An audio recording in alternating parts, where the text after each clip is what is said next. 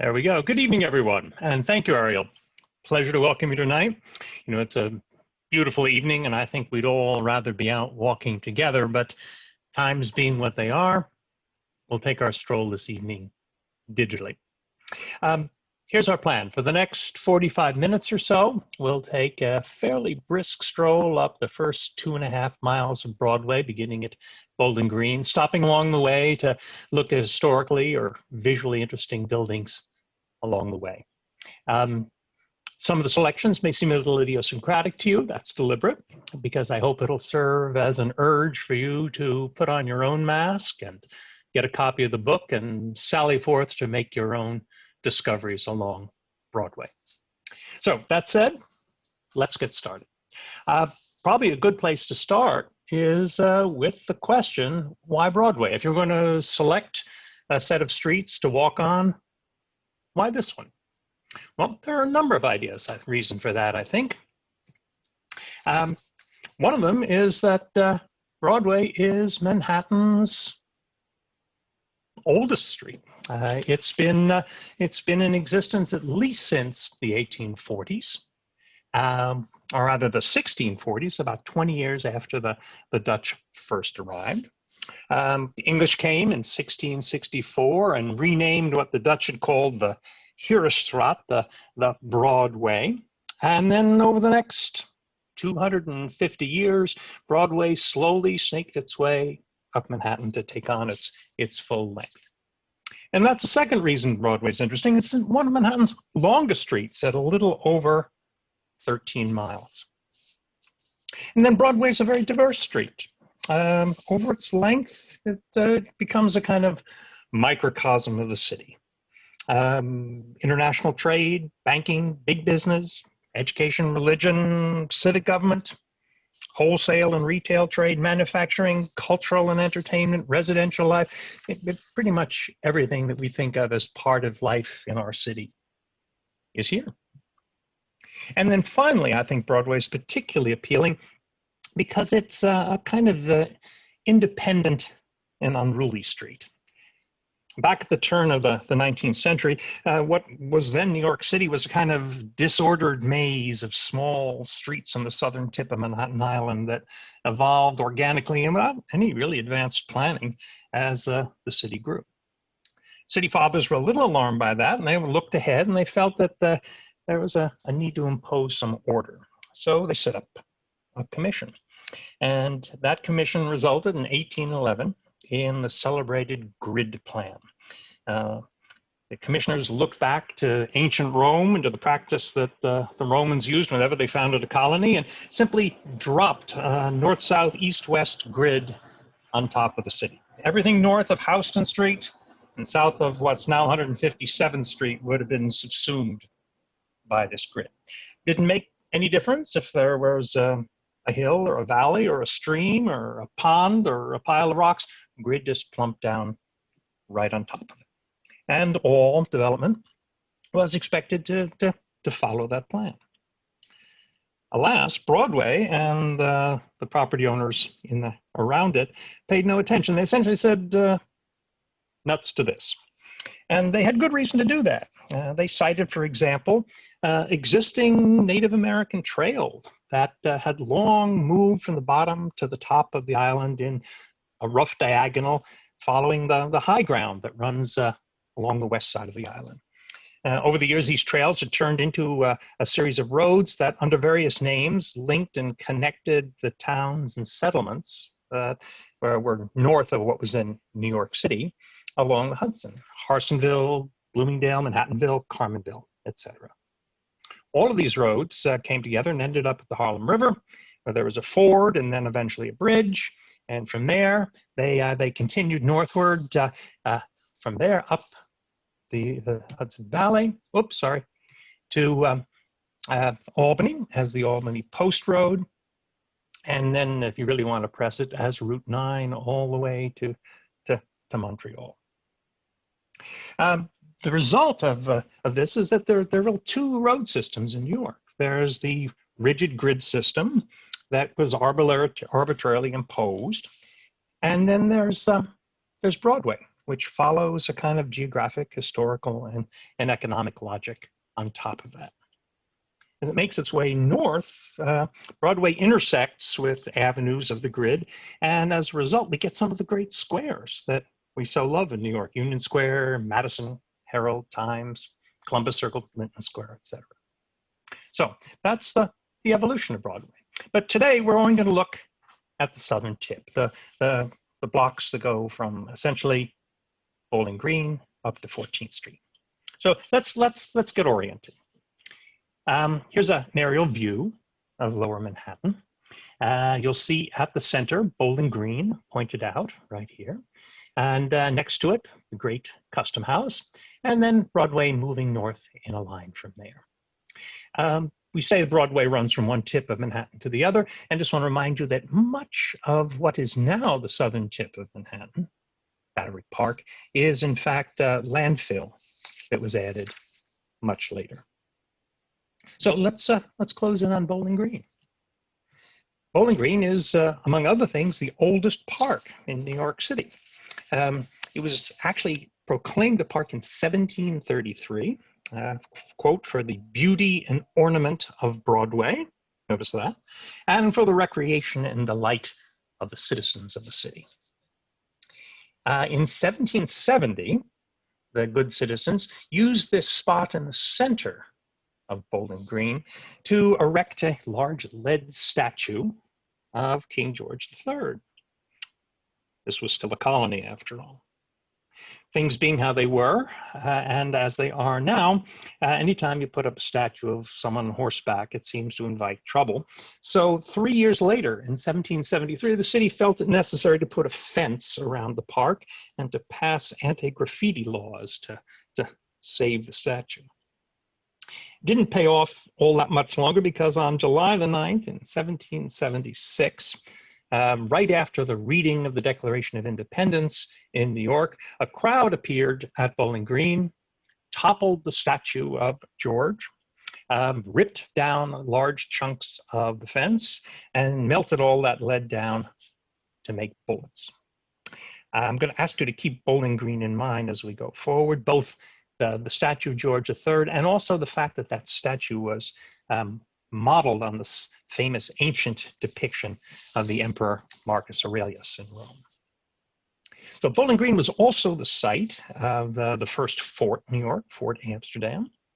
And then from the spot that the picture on the left was taken was also the location of Government House. The fort was torn down, and an appropriate home for the President of the United States was erected there in 1790. Unfortunately, things evolved that the President and the capital moved to Philadelphia, and George Washington never got to move in. Not a bad story, though, because the departure of Government House left the lot vacant. It became warehouses, commercial buildings, and then finally, at the turn of the 20th century, this extraordinary building, the U.S. Custom House, was built there.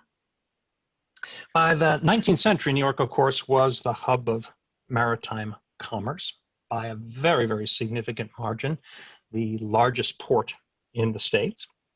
And this was, you remember, before the imposition of income tax. So virtually all the money that came to support the federal government came in the forms of customs duties and tariffs. New York's the biggest port, single most important source of revenue for the federal government. This demanded a suitably grand building. And it was provided by a young architect named Cass Gilbert from Minneapolis. And he provided an extraordinary, lush and glorious Beaux-Arts design. Virtually every square inch of the building is richly and symbolically embellished. And you're welcomed actually outside by a group of statues depicting the 4 continents, the places from whence the trade coming to New York would arrive. They're by Daniel Chester French, who you might know best for his statue of Abraham Lincoln and the memorial in Washington, D.C. And they're really quite masterly compositions, worth a close look to see if you can puzzle out all the different and symbolic references, many of which are almost breathtakingly politically incorrect today, but they're still wonderful sculptures. think it's also fun to think as you look at it that the Customs House, which has now been named in honor of Alexander Hamilton, and sits on the site that was intended to be the home for the president, and was across the street from the site of the statue of George III. And things come together on Broadway and sort of summarize all of this for us nicely at the moment. You go up the steps of the Customs House to take a look inside. You pass under a wonderful vault with mosaics by Tiffany and Company. Inside, you enter a wonderful marble-encrusted hallway. All the decoration has suitably nautical and maritime motifs attached to it. I think this lantern hanging there looks like something from a pirate ship. And then straight ahead, on axis with the main entry, is the main customs collection room. Under a great dome designed by the Spanish architect Rafael Guastavino was the circular desk at which the clerks sat and where you arrived to pay duties on the cargo that you were bringing into the harbor. In 1937, under the auspices of the WPA, the artist Reginald Marsh was commissioned to give visual life to the room and did a great series of paintings of liners and tugboats and cargo ships arriving in the city. Outside, on the left, again facing Bowling Green, is the building that is actually #1 Broadway. This particular section of Broadway was for a long time known as Steamship Row. This is where the headquarters buildings of all the great lines were located. And I think fully 4/5 of all transatlantic passages came through New York at the turn of the 20th century. In this case, the building that you see was the home of the International Mercantile Marine Company. In 1902, banker J.P. Morgan combined 6 American and English shipping lines into the single largest merchant fleet in the world. The White Star Line, which by the way owned the Titanic, was one of those companies. So in fact, the Titanic, which has a reputation as a British ship, was actually owned by an American conglomerate.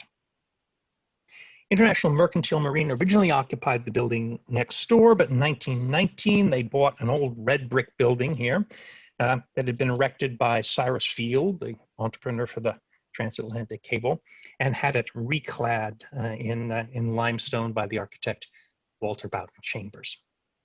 If you take a look, you'll notice that Chambers has provided a nice set of shields illustrating all the ports to which International Mercantile Marine ships stopped and delivered passengers and cargo. And there are also entrances still visible today where you would go and buy your ticket.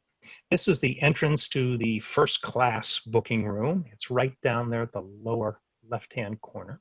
If you go further down the facade to here, you'll see a similar entrance for second-class passengers. And alas, if you are a third-class passenger, you need to scuttle around the back of the building, go down a few flights of steps on Greenwich Street and buy your ticket there. A few doors north, moving along Broadway, to number 25 is the competition. This is the Kennard Building. It's the first actually large building erected in New York after the First World War, completed in 1921. And although it's an impressive structure, classical and dignified, symmetrical on the outside with lots of little seahorses and other maritime motifs on the facade, the real glory of this building is inside. The designer, who is Benjamin Wister Morris, worked hard to create his ticket booking hall to rival interiors of great railroad stations. He wanted to make travel a glamorous, glorious adventure. His visual source was ancient Roman baths. He thought on that scale. And for decoration, he looked to the Italian Renaissance and particularly to the work of Raphael. This is a wonderful room. It's now part of the Cipriani entertaining empire. But if you walk by and you see them setting up a banquet, as we do on the center picture there, just ask them to go in and take a quick look, and they'll often let you do so. The sites are also very frequently included in the annual Open House New York tours. Well, now we leave the world of maritime commerce behind and enter that of big business, the biggest business, in this case, oil. This is the headquarters of John D. Rockefeller's Standard Oil empire. The building is an interesting one for a couple of reasons, chiefly because it evolved in stages over the years. And as you walk along the street and look at it, you can actually see the places where the different pieces of the building were glued together to form the current composition. It also is a building that addresses one of the key problems that a curving or slanting street like Broadway presents.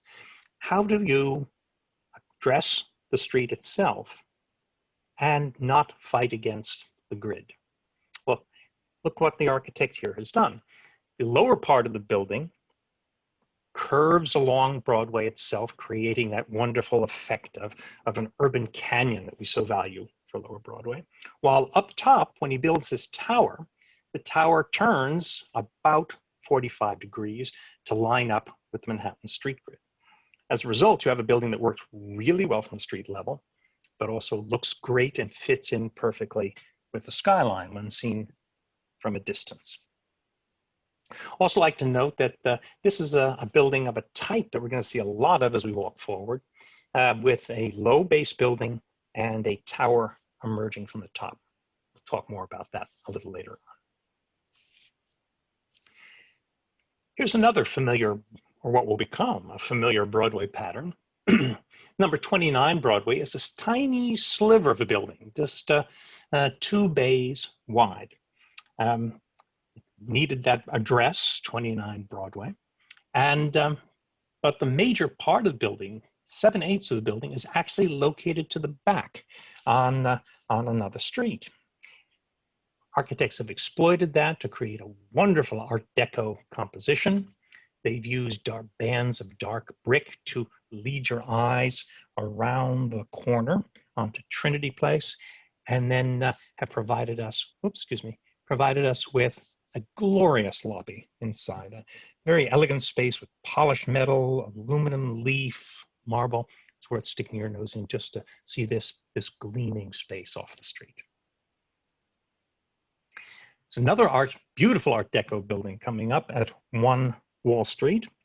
This was built right before the Depression for the Irving Trust Company on what was at that point thought to be the most valuable single piece of real estate in the world, the corner of Broadway and Wall Street. The designer was Ralph Walker, one of the most wonderful all New York Art Deco designers.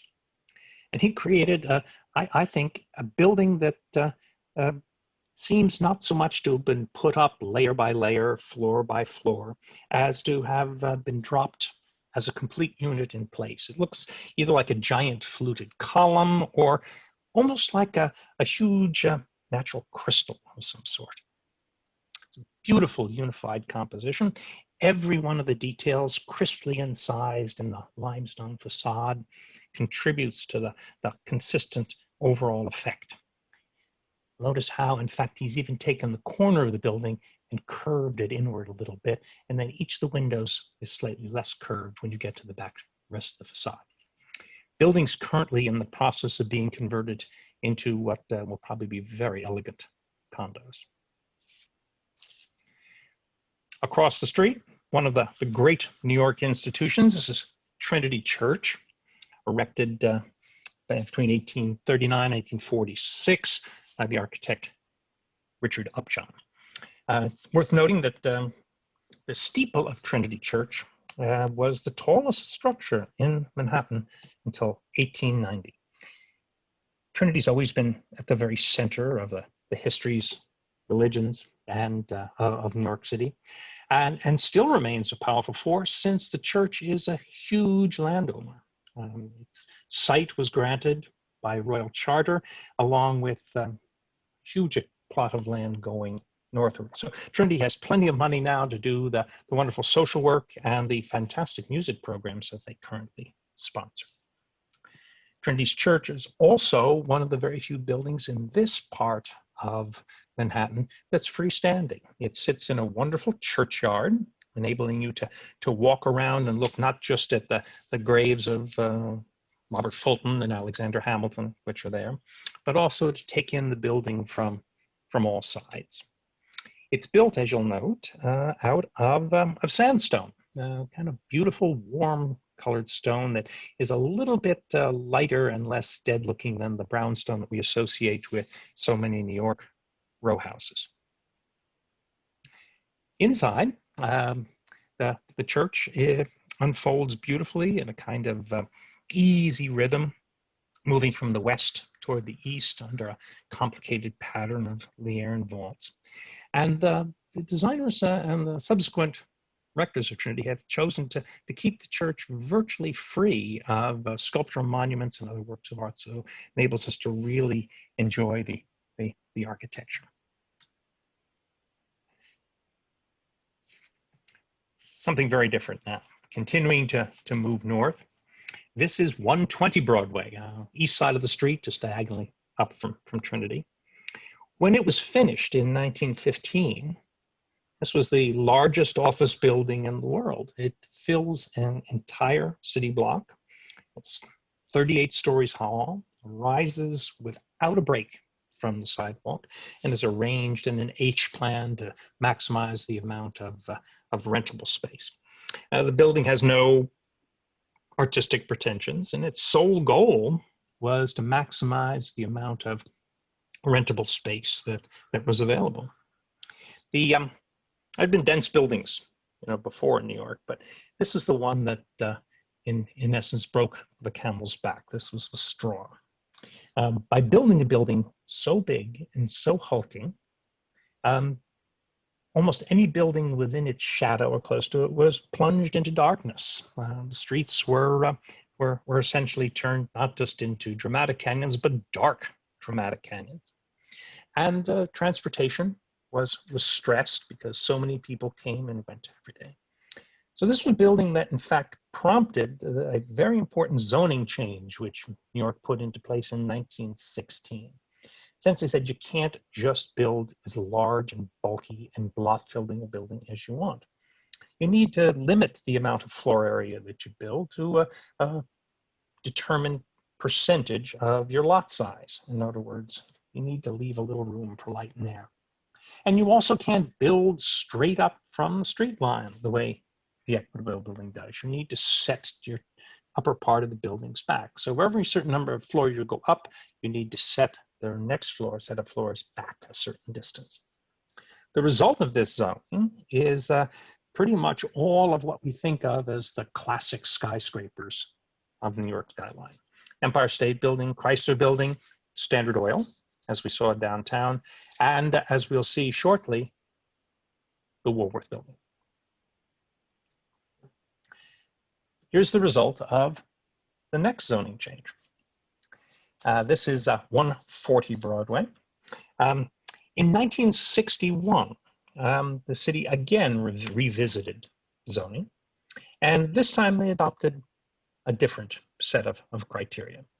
They noticed that building techniques had come a long way, that air conditioning and electric lighting had solved a lot of the problems of ventilation and heating and cooling that had been early on. And they also felt that the idea of the street as a canyon might be outdated. So under the influence of designers like Le Corbusier, they said, let's go for a different model. Let's look for a tower in a park idea.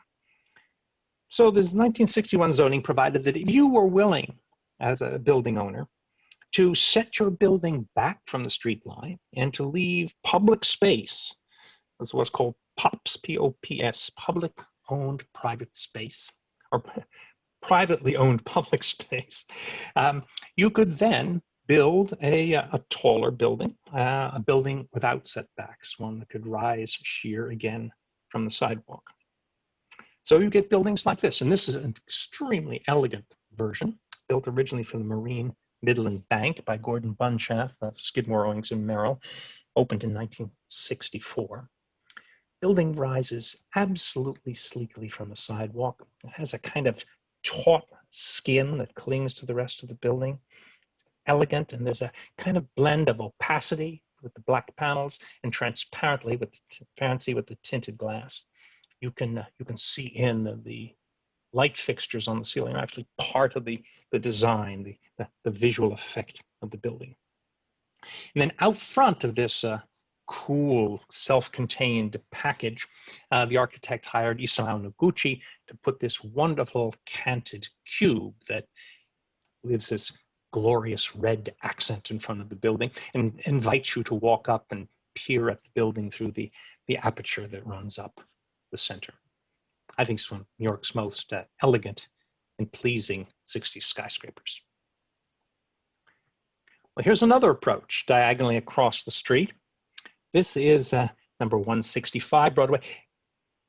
8 years later, 1971, designed again by the firm of Skidmore, Owings and Merrill. But what a difference. The buildings face each other diagonally across Liberty Street, and where 140 Broadway is sleek, and elegant, and self-contained, there's a certain kind of hulking heaviness about this building, which was in fact built by U.S. Steel and looks like nothing so much as an advertisement for its product. Great flat planes of girders with little thin slits of windows.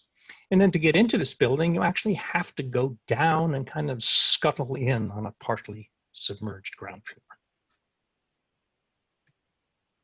A few blocks north, we come to a wonderful blend of the old and new.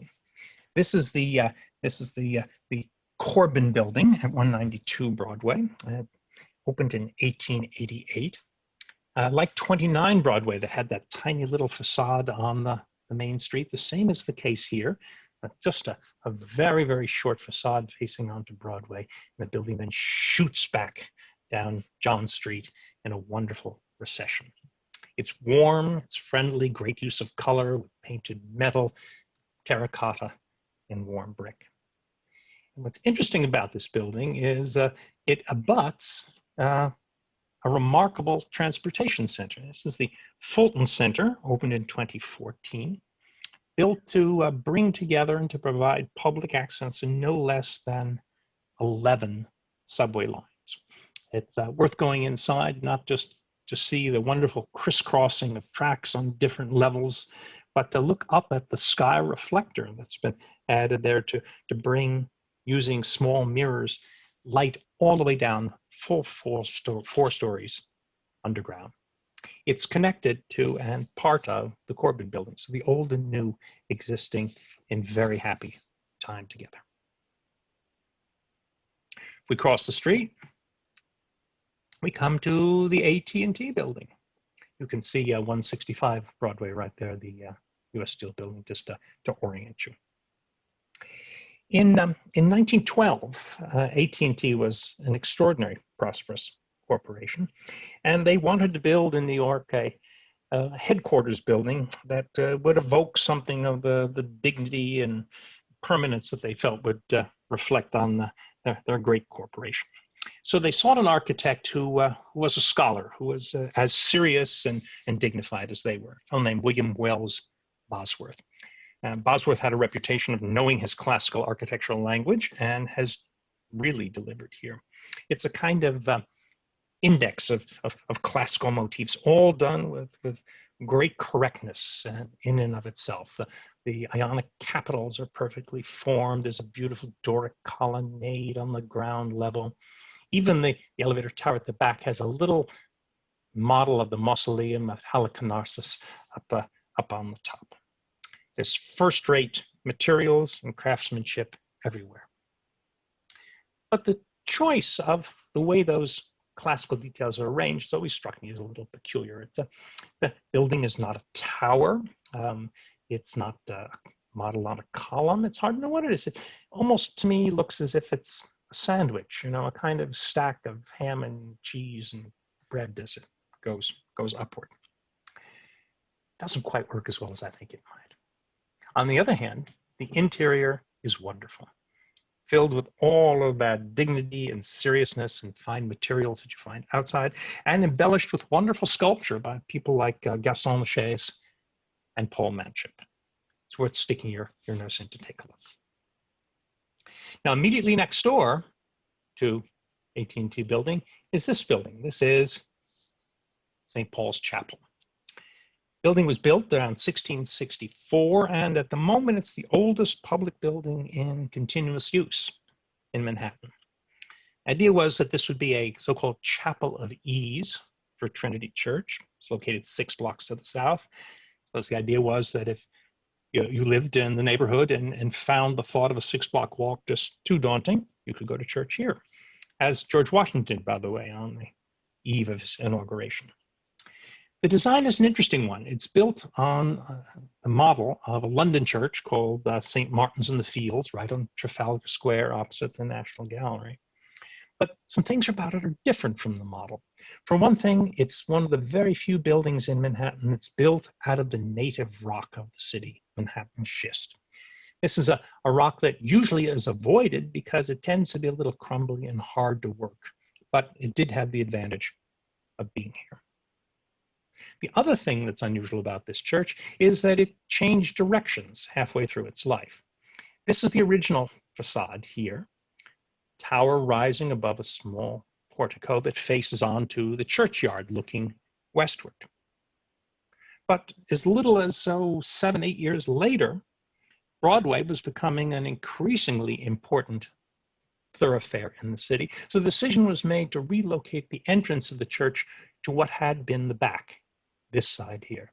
So new doors were opened up and a fine portico was corrected here. Only problem is it means that you enter the church from the wrong end. And some other problems were created too. For instance, here's the interior. This is the window that you see looking out on Broadway. Immediately after the Revolution, a monument was placed on the porch of St. Paul's dedicated to the General Richard Montgomery, which was great, great Revolutionary War hero. Only problem is it stuck up and blocked the view from the window.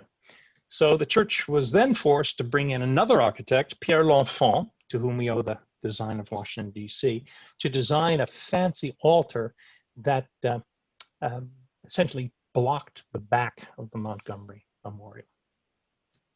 The church has been beautifully restored, as you see, and one of the reasons for that is that it was almost immediately adjacent to the 9/11 site.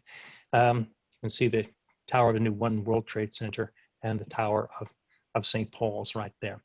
Church miraculously was not destroyed. It got very dirty and very beat up, and it became a kind of rallying point, a center for people offering relief in the wake of that tragedy. Well, let's reorient ourselves again for the next section of our walk, because Broadway is going to change gears again. This is City Hall Park. There's St. Paul's Chapel down there at the lower left. You may recognize the Woolworth Building here, City Hall. And this is a building we'll be talking about later too. But for the moment, what I'd like you to do is focus on this little speck of green right here. This is the site of the City Hall Underground Station. Remember, the New York's first subway was opened in 1904, and this was its home station, the beginning point for the line. Now, the initial IRT subway began here, went up 4th Avenue till it came to Grand Central Terminal, made a sharp left turn down 42nd Street, and then when it got to Times Square, it made a turn northwards when it continued up to 157th Street. In other words, it made a kind of a S turn. Now, this being the first station of that line, the architects, Heinz and Lafarge, decided to do it up grandly. So they're beautiful Guastavino vaults, tile, stained glass, bronze plaques commemorating the opening of the subway. And it's all sitting there underneath Broadway now, abandoned. Problem was by 1945, trains had gotten longer. Station was not long enough to accommodate them. The curve was too tight to allow people to get on and off trains easily. So now the station is used only as a turnaround for trains that go into Brooklyn Bridge and then head back north. Might say that it's important at this point to say that the subway has always been the key catalyst for the development of new neighborhoods in New York. When the subway arrived, transportation arrived, and people arrived. And development, particularly Upper West Side, Upper East Side, were dependent on the arrival of that transportation. That said, until 1917, there was no subway that ran under New York's most important street, Broadway. When the subway was proposed, the business people along Broadway said, "Oh no, we don't want that. Far too much noise and disruption to allow construction. We'd rather have you go elsewhere." And so the initial line, the IRT did. It was only in 1917, 1918 that the point of view on the importance of the subway changed, and that the subway was built under Broadway from essentially City Hall, or actually a little further south, all the way up to 59th Street. This brings us to City Hall upstairs, immediately above that subway station. Built in 1802 to 1810 by a team, a French emigre artist and a local American, Joseph Mangan and John Lacombe. It's a wonderful, elegant, and I think very French building. Balanced plan, beautiful, refined proportions, careful detailing, very elegant. And it has a kind of relaxed openness and a lack of bombast that we seem to lost track of in later civic design. Threatened over and over again with destruction to build something more dramatic and larger. Happily, that was resisted. I should tell you there's also a great story that goes with it, and that the back wall of the building was originally built not of marble, as you see here, but of brick, on the assumption that this building was so far north in the city that the city would never go beyond it and no one would look at the back wall anyway. Needless to say, it didn't take them long for them to have to fix that.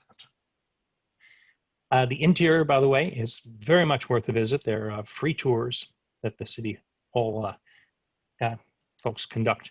Just sign up, and when the COVID thing is passed, pay them a visit. Across the way, is the Woolworth Building. I think just about everyone's favorite or top 10 skyscraper in New York. And of course, it was built by Frank Woolworth, a great retail innovator. Woolworth, you may know, back in 1879, opened a store in Utica, New York with a kind of a novel idea. He said nothing would cost more than a dime. And you were expected to select your merchandise for yourself out of bins rather than being helped by a clerk. By 1918, he had over 1,000 stores. And he needed a headquarters, a presence in the great metropolis. So he hired Cass Gilbert, who you remember is the designer of the Custom House where we began our walk, to design a building for him. Woolworth had been to England. He admired the design of the houses of Westminster, suggested Gilbert go in that direction. And Gilbert said, well, you know, I have this idea too. Let's build the tallest building in the world at 62 stories. And one thing led to another, and they did. Woolworth paid cash for the building, $13.5 million, just wrote a check. The good old days. Building is wonderful in its kind of blend of rational planning and engineering. In fact, is a straightforward, very symmetrical building, 2 wings, 30-some stories tall, and a tower rising from the center of it. But it's also a wonderfully romantic building, not just in its height and its ambition, but in its decoration. A perfect balance of kind of overall massing of the building. It makes an impression on the skyline, and this elegant decorative historic detail inspired by Palace of Westminster and by town halls and business buildings in Flanders. Building is built, at least in the first floor stories, of stone, and above that it makes lavish use of terracotta, which took color really well. And in a recent renovation, the current owners of the building, who are converting the tower into more condominium apartments, have done a wonderful job of restoring that terracotta to bring back the sense of life and color to the original design. Woolworth Building's interior is open, again, in normal times to tours, and it's worth taking a look at the gloriously over-the-top lobby, every possible kind of embellishment in marble there, and also for the wonderful capitals and corbels that appear. Here's a supporting corbel. It shows Mr. Woolworth there counting out his dimes, and here's his architect, Mr. Gilbert, holding a small model of the building. They're all pretty charming and whimsical.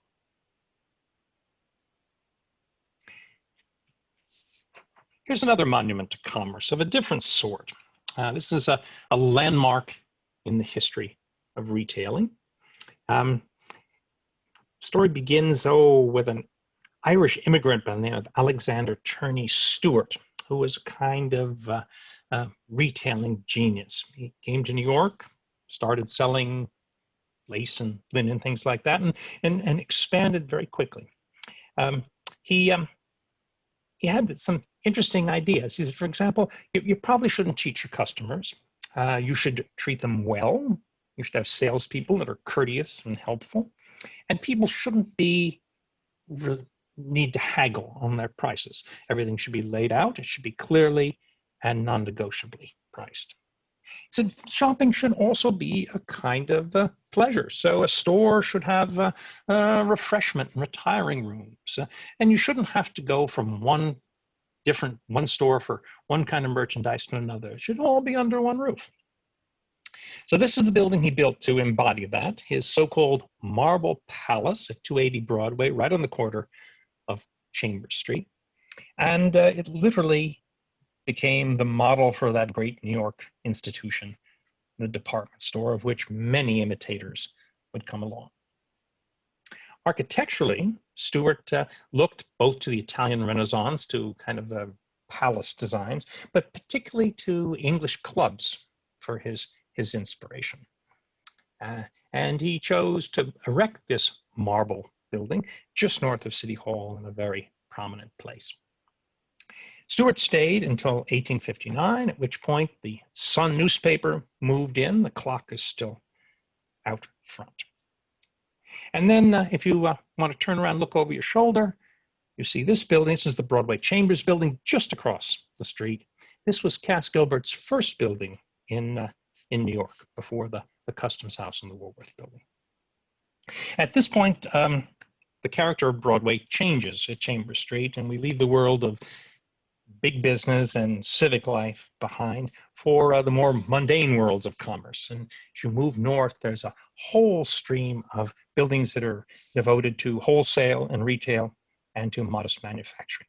Many of these went up in the years right around the Civil War, when demands for uniform and equipment were a great boon to the retail trade. And their design and inspiration, like that for the A.T. Stewart story, were Italian palazzi, in some cases general inspiration, and some specifically from Venice. This was also the moment when cast iron became the great vogue building material in New York. Cast iron had a lot of advantages for construction. It's lighter and cheaper than stone. It's strong, it's durable, it's easy to erect. You can readily cast it in elaborate architectural patterns rather than having to chisel away at a block of stone. And it can be easily reproduced in sections at a factory and then brought to the site and bolted together. It doesn't erode in the weather, and although was erroneously for some time thought to be fireproof. These are two wonderful cast iron buildings, of which there are many, many more on the blocks ahead. Moving ahead, this is the beginning of a stretch of buildings that were for many years associated with the insurance business. This is the original home of the New York Life Insurance Company, and has an interesting two-part story. When the company decided to build its headquarters, they hired an architect named Stephen Hatch in 1894 to build a building that's essentially this trapezoid here, with the idea that they would hook it onto an existing building that faced onto Broadway. Well, as things went along, the company decided that the existing building on Broadway was really not handsome or pretentious enough for their company. And they also decided that they didn't really like Hatch's design so much. So they went first class. They hired Stanford White of the firm McKim, Mead and White to create a corner pavilion that faces onto Broadway. And it's wonderful to walk along here and to compare Hatch's design, which uses Italian and palace motifs, but seems kind of flat and timid, monotonous, maybe a little fussy. And then to look at what Stanford White did on the corner, which is wonderfully bold and sculptural, confident, kind of sumptuous. Look at these bronze balconies and these great carved balustrades here, beautiful capitals and eagles around this clock tower and landmark there. Wonderful building that has really two personalities. And speaking of two personalities, here's just a little bit further along, buildings that literally stand next to each other. Here's Thompson's Saloon, very much worse the wear. I show it to you because not so much the building itself, but because this was for many years the home of the celebrated photographer Matthew Brady. He had his sculpture or his photograph studio upstairs. And apparently people were a little bit leery of having their photos taken, so they could stop off at the saloon on the ground floor, fortify themselves, and then go upstairs and sit for their portrait. And immediately next door, wonderful, the James White building, built around 1881, out of cast iron. But unlike so many buildings of cast iron where the parts are essentially interchangeable, the White building is different on every single floor. They felt it was worth the extra expenditure to make sure that each floor had its own personality rather than simply going with predetermined parts. Another approach to cast iron now, moving a bit forward north to 478 Broadway. This is the Roosevelt Building. It is named after James Roosevelt, who was FDR's father. And it was built by a great New York architect, Richard Morris Hunt, in 1873. Hunt is the first American architect to be formally trained in Paris at the École des Beaux-Arts, and had a key role in taking architecture from being just about building into being a true profession. He went on later to design wonderful houses for the Vanderbilts in Newport and along Fifth Avenue, and today probably most prominently known for the central part of the facade of the Metropolitan Museum. This building is very French in its approach to cast iron. Notice these nice lacy screens that separate the outer facade of the buildings from the window wall behind. Has stilted ionic columns here and a very distinctive cornice. It's a building with real personality that I think shows the powerful influence that Hunt's experience in Paris had on his designs. And then while we're talking about cast iron, we have to look at the greatest of all. This is the Howat Building up on the corner of Broome Street. Opened in 1856 to a design by John Gaynor and work by the greatest of the New York producers of cast iron, Daniel Badger. It's a kind of apotheosis of the Italian palazzo based on a very specific model, the Library of St. Mark's and St. Mark's Square in Venice. But look what Gaynor has done. He's taken a two-story building, simplified it a little bit, doubled its height, and then replaced the balustrade at the top with a strong cornice. It enables the building to be anchored on its site, gives it a kind of majestic dignity and just a wonderful crispness. The building seems to kind of crackle with energy. And just the closer you get and look at the details of this building, the better it gets. It brings dignity and majesty to everything around it. The Howat store, by the way, specialized in selling silver, china, and glass. This is where the Lincolns bought their White House dinner service. And it's also notable that it was the place where the first hydraulic elevator in New York was installed. Well, so far we've looked all at old buildings. Let's take a quick look at some contemporary ones, since there are some very serious attempts along this stretch of Broadway to meld the old and the new, to show respect for the one's neighbors, fit in with the historic streetscape in an historic district, and also to meet contemporary needs. So here at the Scholastic Bookstore, this is the only work in New York by the Italian architect Aldo Rossi. The architect has lined up his strong floor lines with those of the adjacent building, added a cornice at the top, but taken the classical vocabulary and simplified it dramatically and added color, partially to make it go with the Little Singer building next door. The materials here in the center, this is a 529 Broadway from 2018, are terracotta and glass, but the building does an interesting chameleon trick if you look at it. For example, facing Broadway here, the cornice projects a long way. There are more modest cornices that come out over the windows. The windows themselves are quite sculptural and three-dimensional. But as you move back down Spring Street, what happens? The cornice recedes into the building to become quite narrow.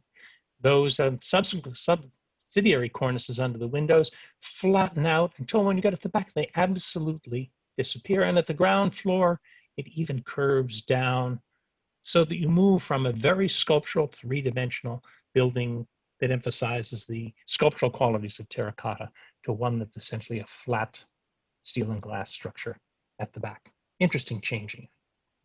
And then here at 463 building by Jean Nouvel, French architect, a number of functions are combined into the same structure. We have retail here on the ground floor, offices above, and then set back and a little raised above the rest is a very high-end a tower.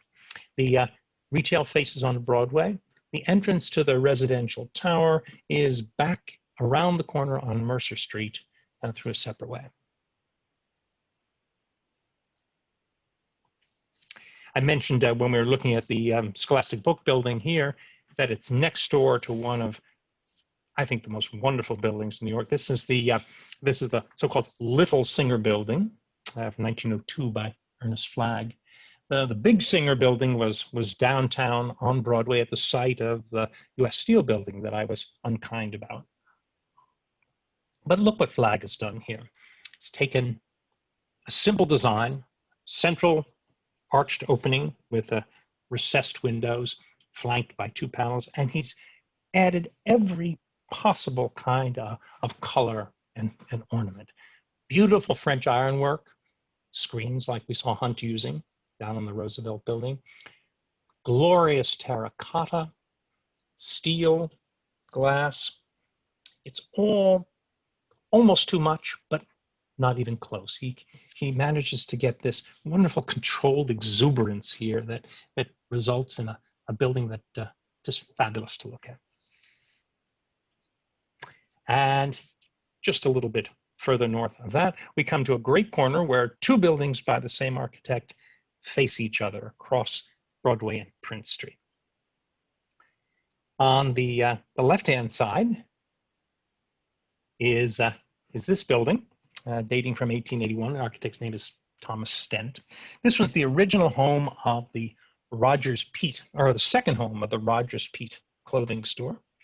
It was briefly a branch of the Guggenheim Museum, and then in 2001, it became a very glossy showroom for the Prada firm designed by Rem Koolhaas. But what I'd like to look at now is the wonderful, vigorous way that the architect has used his materials. Deep, well recessed in the walls, great personality with these segmental arches over the windows, fabulous cornice, and at the ground floor, a great cast iron colonnade and shop front. Diagonally across the street, same architect, 2 years later, is a building that used to house the lamented Dean and DeLuca. And here the balance shifts. Instead of really exploiting the possibilities of brick, the architect embraces stone to a greater degree. Building becomes a little lighter, a little fussier, and just shifts its personality. So two very similar buildings, 2 years apart. It's fun to look and compare the differences between them. I might say that Stent was the favorite architect for the Astor estate, who developed a good deal of the property along this stretch of Broadway. Quick departure here. This is a renovation job. 2 buildings built in the 1860s, originally identical. And then in the around 1900, someone bought the one to the south and redid it, kind of gussied it up. So this is exactly the same building, 2 identical buildings. You can see that on the ground floor, I think. One who's got a gussy up job and one that didn't. It's fun to pick those out. And then if you go a few blocks north, you see a very different approach to the restoration of 2 1860s buildings. Okay, we've come to another dividing point now. We're actually entering the village proper at this point. At Houston Street, this was, of course, the spot where the grid plan of New York was supposed to actually kick in earnest. All numbered streets begin north of here. But what I want to point out at this point is Houston Street's enormous width. This, again, we owe to the subway. And you can get a glimpse of this. This is a sculpture by called the Gateway to Soho by an artist named Forrest Myers. But it's, as you see, facing right onto Houston Street, and it's on the side of the building. Now, at a major intersection like this, you'd expect buildings to face onto Broadway and onto Houston Street. But in the 1930s, when the IND subway was under construction, what's now the BD F&M trains, which run under Houston Street, the city demolished virtually all of the historic buildings on the south side of Houston Street, which accounts for the fact that the south side of the street looks fairly bleak today. And the only good sign is that it gives Mr. Myers a place for his sculpture. But if you wondered why Houston Street's so wide, that's the reason. Now, on the just across from Forrest Myers' sculpture, right here, there's another building by the firm of McKim, Mead and White. This is the Cable Building. Wonderful, elegant statement in Roman brick and with a great copper cornice. Now, I mentioned that there was no subway under Broadway until quite late, and that made transportation along the street a little bit difficult. There were horse-drawn buses, of course, but in 1892, a company was formed to install a cable car system under Broadway that would run from this point all the way up, or actually from the Battery, actually, all the way up to 50th Street. And this was the building where the company's offices were housed, but also where the elaborate winding machinery to pull the cable through the slot under the street was located. Great cavernous basements here that had huge, enormous flywheels that drove this machinery that pulled the cable cars along. Right now, that space is occupied by the Angelica Cinema, so you can understand it's big enough to show movies. The building has a kind of hybrid character. It's both classical and refined on its upper floors, very beautifully detailed, but also has a slightly industrial feel about it that I think reflects the no-nonsense machinery that was worked down underneath.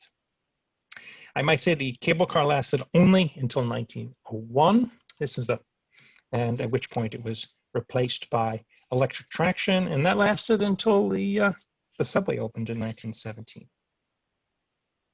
Moving north, we pass on the corner of Bleecker Street here.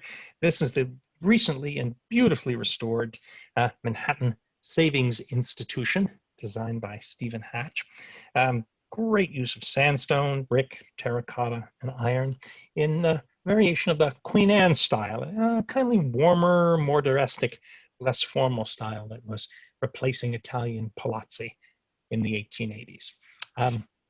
Worth exploring. There's great details here. Particularly, don't miss the initials MSI up there in the cornice.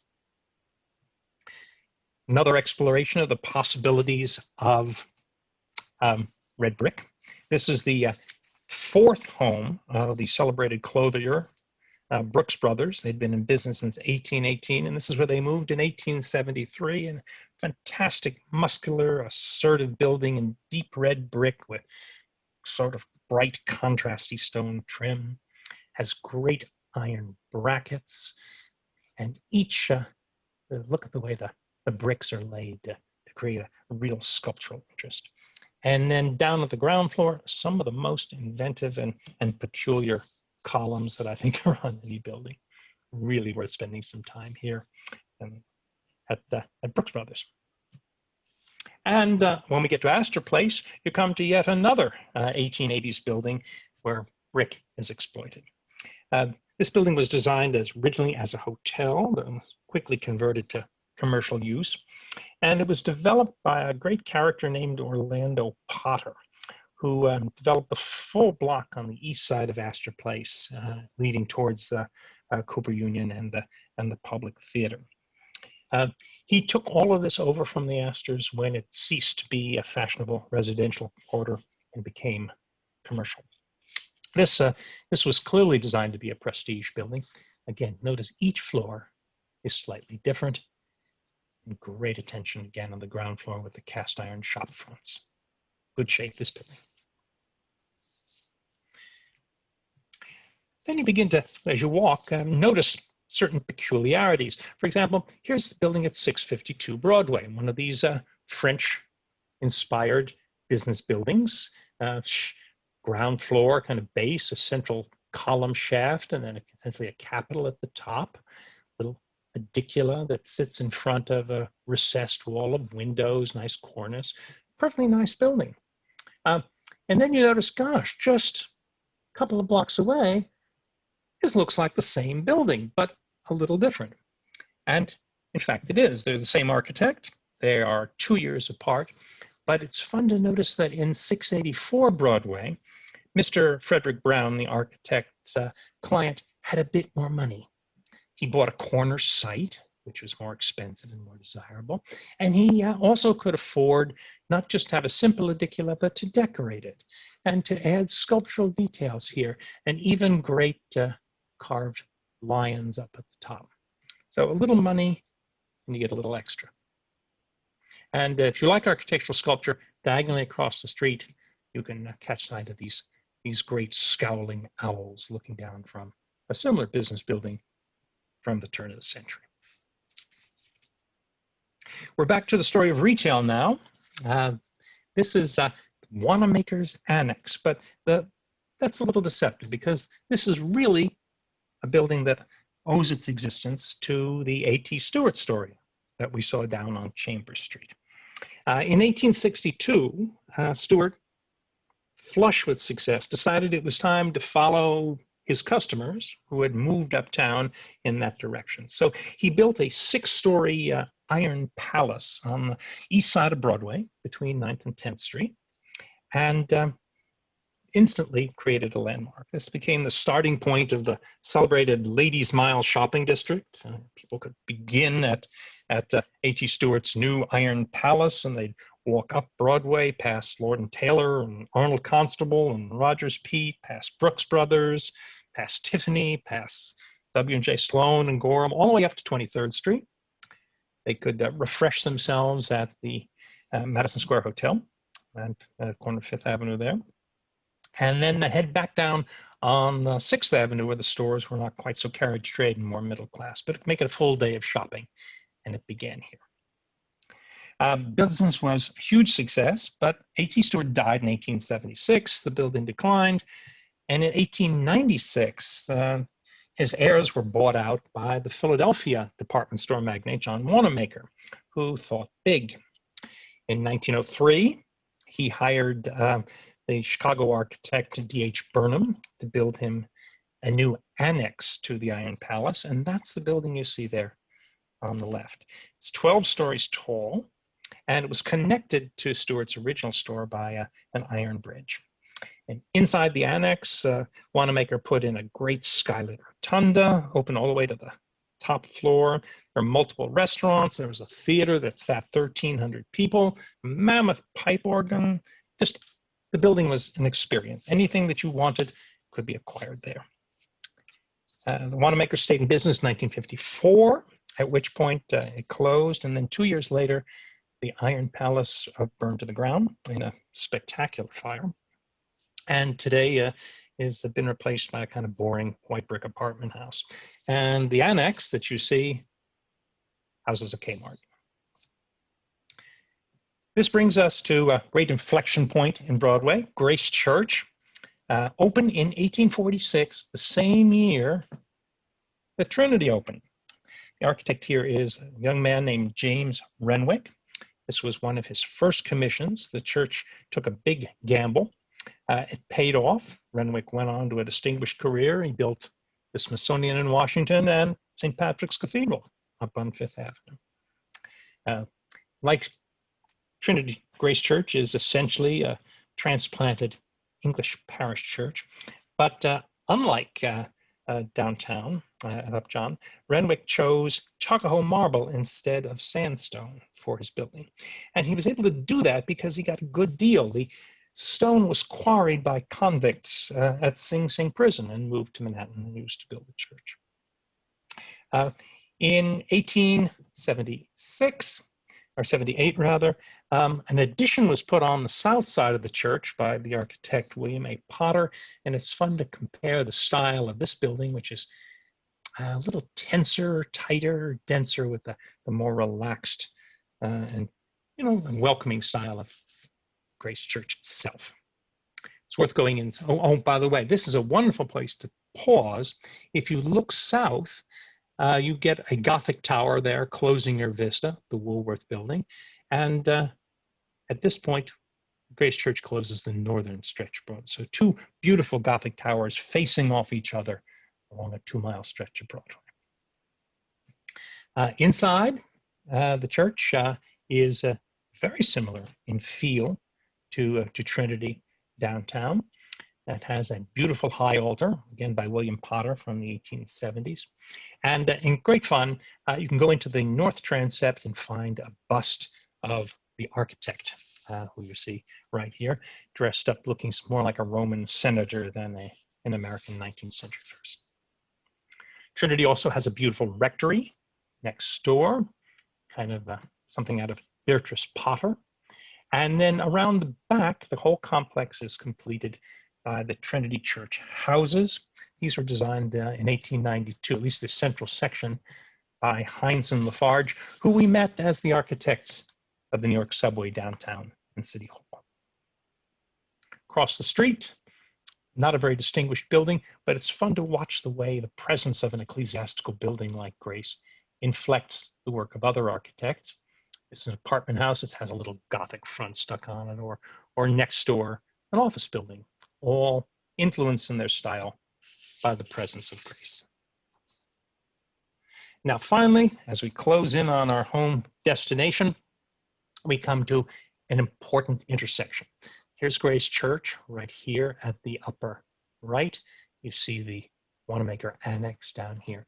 But what I really want you to pay attention to here is what happens at 10th Street.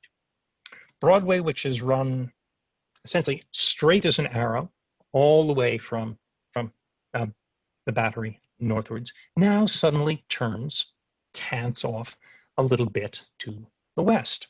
And the question is, why? What caused that to take place? Now, there's a great story, probably apocryphal one, that an old Dutch landowner named Henry Brevoort refused to cooperate with the plan and sell his land to the developers, and insisted that Broadway change its direction to avoid his farm.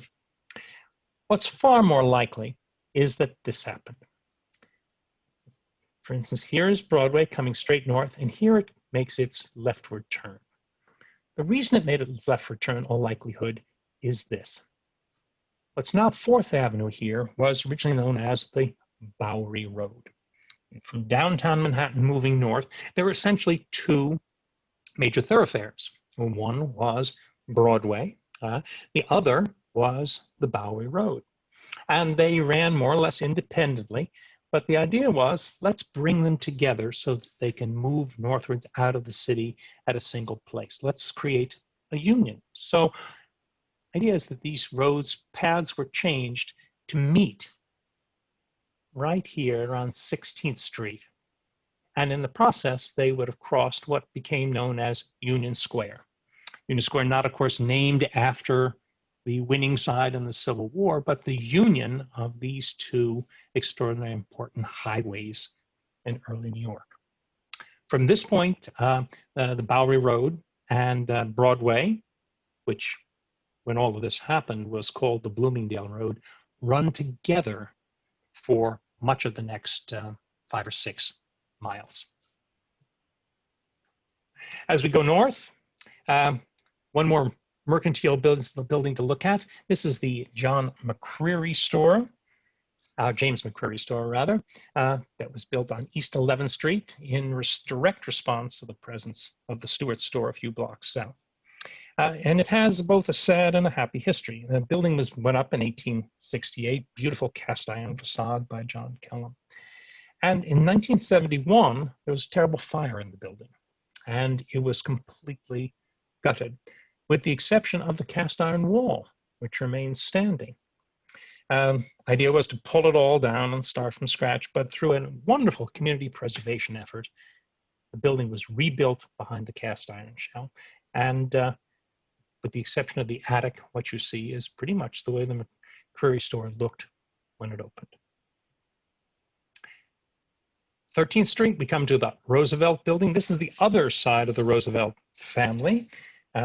This was Teddy's grandfather's house, stood right around this area. And he lived there and brought the family up. Property was redeveloped when the character of this neighborhood shifted from residential to commercial. A story that we've seen repeated and will see repeated constantly. Wonderful exercise in Roman brick and exuberant terracotta. And this brings us not to Bowling Green, but the end of our story. But to doing that, I want to remind you of Bowling Green and remind you that in that oval in the center there was that statue of George III on horseback, modeled on the Roman Emperor Marcus Aurelius. Well, when you get to Union Square, what do we find in a circle right at the entrance to that park but a statue of George Washington? George is depicted on Evacuation Day. That's November 25th, 1783, the day the British finally left New York. And this was the first equestrian statue erected in New York since the Sons of Liberty pulled down George in 1776. And I find it a wonderful sense of irony and balance that it's modeled on the same classic original. So that brings us from Bowling Green to Union Square and the end of our rather frenetic walk this evening. I want to thank you all, and to ask if there are any questions, I'd be only too happy to try to answer. Thank you so much for this, Bill. Definitely anyone who has questions, please feel free to put them in the Q&A. We've got 2 very short questions. Oh yes, and thanks everyone. Hold on one moment, sorry about that. Okay, do you have pictures of the Singer Building, which was replaced by 140 Broadway? I don't know anything about that, but I thought I'm sorry, could you say it one more time? Oh, sure. Do you have pictures, or can you tell us at all about the Singer Building, which was replaced by 140 Broadway? Right. Singer Building was glorious. It was for a number of years the tallest building in New York. A very elegant tower. It rose much as the Woolworth Building did, from a base to a great kind of a domed top. And I think if one Googles old Singer Building, you'll come up with any number of historical images. It's a wonderful building and a terrible loss. Yeah. And Jeff wanted to know about 756 Broadway. Do you know if that building is occupied today? Let me take a look, see if I can find 756. I can't picture it off the top of my head. Let's see. Just give me a second.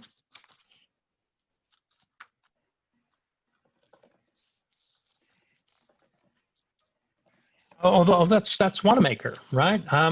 Yeah, it's listed as having all kinds of offices for rental inside, and there's a Kmart store on the ground floor. But all of the great, glorious, historic interiors, the dome central space, they're all gone. Let's see. Folks are asking if this is being recorded. Yes, it is. I will send out the links. Yes, Craig, actually, I can answer this. Walt Whitman did hang out at a saloon along Broadway called Pfaff's. Do you remember what number Broadway that was, Bill? We did a program about Pfaff's a couple years ago. I'm sorry, you're breaking up a little bit. Can say one. Oh, I'm so sorry. Craig asked us about Walt Whitman's Hangout on Broadway, which I know is called Pfaff's, but I forget exactly where it was. I don't know if it was here. Let me find out. Sure, let me see.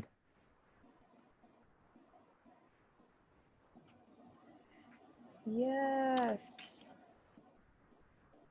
Let's see. Known for its literary hangouts. 647 Broadway. 647, let's see.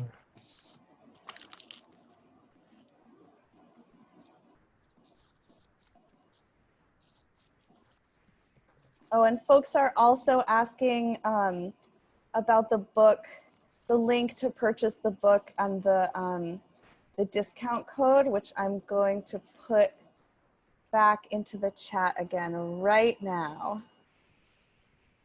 So you will all have it. Great, perfect. What is this building on the left that you've got up right now with these amazing faces? The one that's shot that. Okay. Right. This is a building that I didn't show the rest of. It was designed by Georgia B. Post. I believe it's called the Furniture Workers Building. And see if I can give you the address. Let's see. You know, when you're walking around looking up is a wonderful way to discover unexpected things. And this is what's up there. This is 700 Broadway. It's beautiful. Lots of folks are asking about your photos. Did you take them yourself? In virtually every instance, yes, I did. There are a couple of, overheads that I didn't. But yeah, I think that's one of the great ways to discover architecture is to walk around with a camera. And as you try to figure out what's the best way to capture the essence of the building, you end up with nice photographs. So, yeah. So looking and walking was, in fact, the origins of the book. That's wonderful. Scott wants to know if you have any thoughts about the influence of New York University on the landscape of Broadway. I'm saying one more time again. I do apologize about which. I'm sorry about NYU and its influence. Oh, NYU. Oh, well, NYU is a behemoth in the village. It's gobbling up, I think, just about a building a week, it seems sometimes. And along the stretch near Astor Place, at least on the west side of Broadway, I'd say half the buildings are now owned by NYU. Big expansion of the campus going on. So certainly as a presence and a landlord, they're formidable. In terms of architecture, I'm not sure they've had a huge impact on the way the street looks today. aside from preserving some wonderful buildings and turning them into classrooms and dorms. Thanks. Jean wants to know what was the date that you gave for saying Trinity Church was the tallest building in Manhattan? Right. The steeple was completed in 1846, and I think until the newspaper building opposite City Hall was finished in 1890, it remained for that whole time the tallest building in the city. Amazing. Let's see.